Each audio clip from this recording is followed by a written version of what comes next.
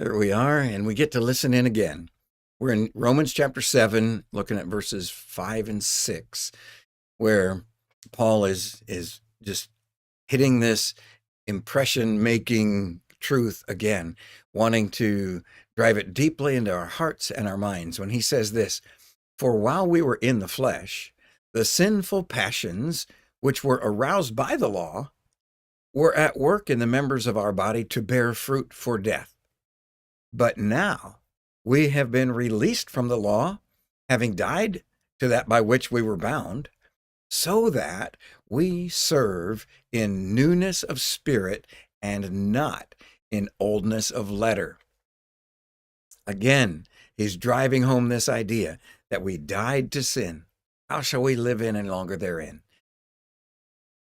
A chapter ago, chapter 6, verse 1, he says, "What shall we say then? Shall we continue in sin, that grace may abound?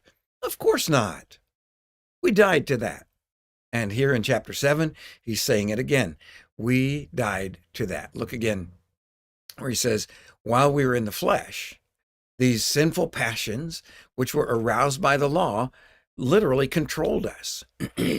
Somebody yesterday told me about a situation where they were they bumped up against the rules. And I said, until you put a wet paint do not touch sign on the door, the wall, or furniture, whatever, I don't even want to touch it. But as soon as you tell me, don't touch that, now I want to touch it. As soon as you tell me, don't go faster than 55 miles an hour, I want to go faster. Don't go faster than 70 miles an hour. I want to go faster. As soon as you tell me don't do something, then for some reason, I want to do it. And that's what Paul's saying here. It's been that way since God gave us the law.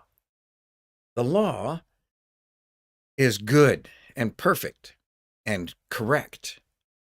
But the effect it has on my corrupted heart is it tells me the boundary. And as soon as it tells me the boundary, I want to cross it. I want to trespass and transgress.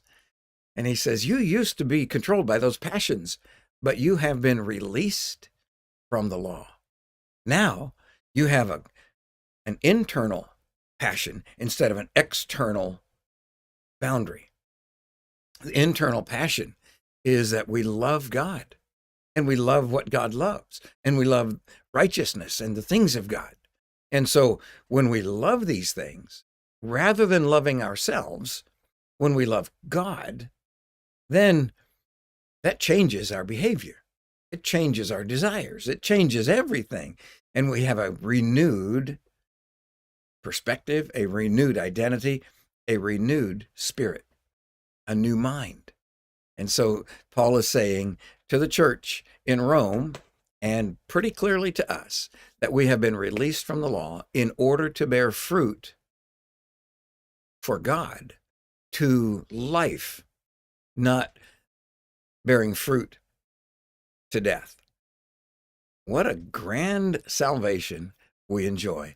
And I pray that this idea comes and encourages and soothes and comforts and challenges you today.